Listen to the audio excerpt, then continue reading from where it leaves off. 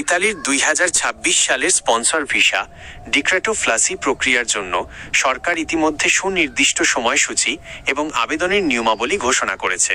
নিচে 2026 সালের click day এবং আবেদন পদ্ধতির বিস্তারিত দেওয়া হলো। 2026 সালের গুরুত্বপূর্ণ ক্লিক ডে। আবেদনের তারিখ 2026 সালে ভিন্ন ভিন্ন খাতের জন্য আলাদা আলাদা দিনে আবেদন গ্রহণ করা হবে।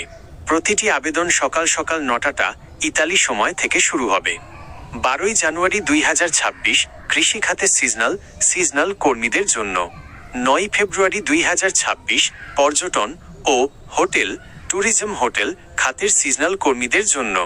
16 ফেব্রুয়ারি 2026 নন সিজনাল বা সাধারণ স্পন্সর ভিসার জন্য, নির্মাণ, মেকানিক্স, জাহাজ নির্মাণ ইত্যাদি।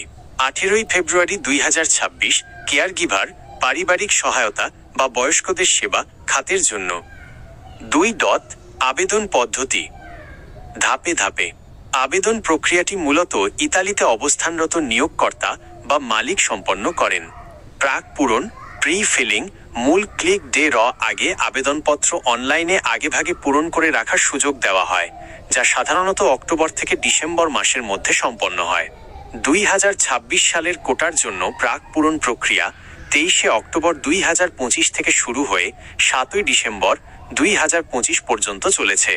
অনলাইন সাবমিশন নির্দিষ্ট ক্লিক ডেতে নিয়োগকর্তাকে ইতালির স্বরাষ্ট্র মন্ত্রণালয়ের অফিসিয়াল পোর্টাল পোর্টাল থেকে আবেদনটি সাবমিট করতে হয়। যেহেতু কোটা সীমিত, তাই কয়েক সেকেন্ডের ব্যবধানে আবেদনটি সফল হওয়া নির্ভর করে। মালিকের সক্ষমতা যাচাই। আবেদনের আগে মালিককে নিশ্চিত করতে হয় যে তিনি গত বছর পর্যাপ্ত ট্যাক্স দিয়েছেন এবং তার কোম্পানিতে নতুন কর্মী নেওয়ার সামর্থ্য আছে।